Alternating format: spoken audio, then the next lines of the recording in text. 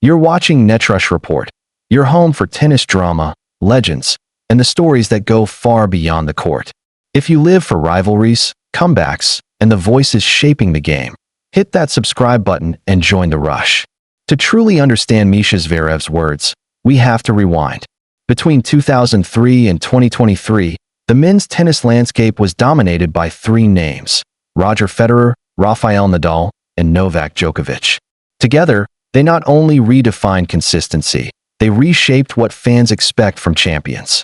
Federer's elegance, Nadal's relentlessness, and Djokovic's mental steel forged an era that felt untouchable. Week after week, year after year, fans could bet on at least one of them holding a trophy. Federer closed his career with 20 Grand Slam titles, Nadal with 22, and Djokovic, still active, holds 24.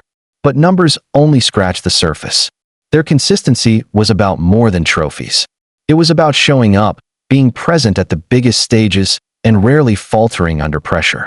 Now compare that to today's field. Carlos Alcaraz, Jannik Sinner, Alexander Zverev, Daniil Medvedev, Holger Rune, and Stefanos Tsitsipas. They've shown flashes of brilliance, but Mischa Zverev's argument is that none of them have proven they can sustain dominance across years, surfaces, and generations the way the big three did. And in his words, you don't have Nadal, Federer, or Djokovic anymore. On the Courtside Capital podcast, Mischa Zverev, a former world number 25 himself, shared doubts about the future of men's tennis. He pointed out that before the big three emerged, the ATP was known for frequent title changes. Yes, there were big names like Pete Sampras, Andre Agassi, and Marat Safin, but consistency was not the same. And Mischa seems to believe that history is repeating itself. Without Federer, Nadal, and Djokovic, we may be heading back to a more fragmented, less predictable era. He acknowledged that unpredictability can be fun for fans. After all, seeing new names break through is exciting. But at the same time, fans and sponsors alike crave dynasties. They want heroes and villains, rivalries that last a decade, and players who make history not just once, but year after year. His comments sparked debate. Are today's stars underperforming, or are they simply being judged against an impossible standard? The conversation takes on more weight when we bring in Rafael Nadal's perspective. In a 2024 interview with AS, Nadal said something surprising. His rivalries with Federer and Djokovic were more intense than the rivalry between Federer and Djokovic themselves. Think about that.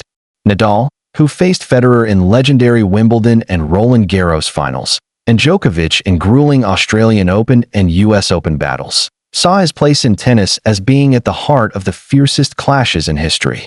He even went further, admitting that while Federer and Djokovic pushed each other, it was the constant war he had with each of them that defined his career.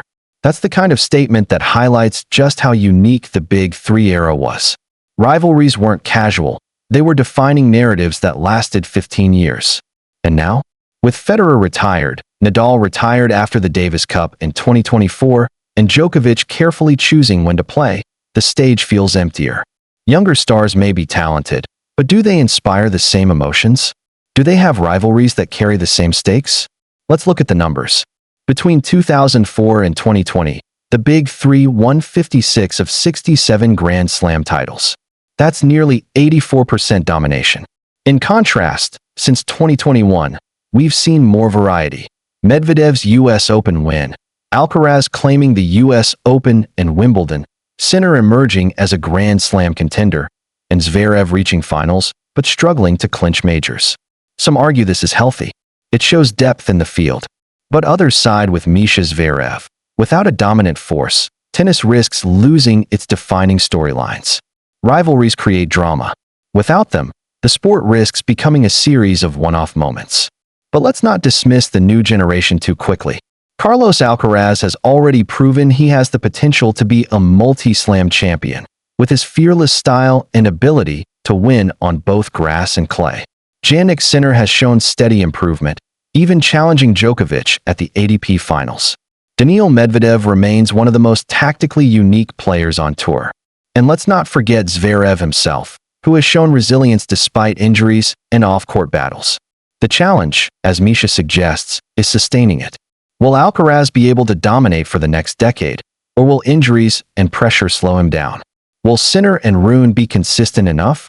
Or will they have flashes of brilliance without lasting dominance? Fans are divided. Some say they love the unpredictability, arguing that new champions keep the sport fresh. Others miss the days when every Grand Slam final felt like a clash of titans, where history was guaranteed to be written. On social media, debates erupted after Mischa's comments. One fan wrote, "Without the big three, it feels like anyone can win. That's exciting, but it doesn't feel historic." Another countered, "We've been spoiled. Let Alcaraz and Sinner build their own legacies instead of comparing them to Federer, Nadal, and Djokovic." Both sides make valid points. But there's no denying that the big three left shoes so massive, even giants might struggle to fill them. So where does this leave us? Mischa Zverev's doubts reflect a common sentiment, the fear that men's tennis will never be the same.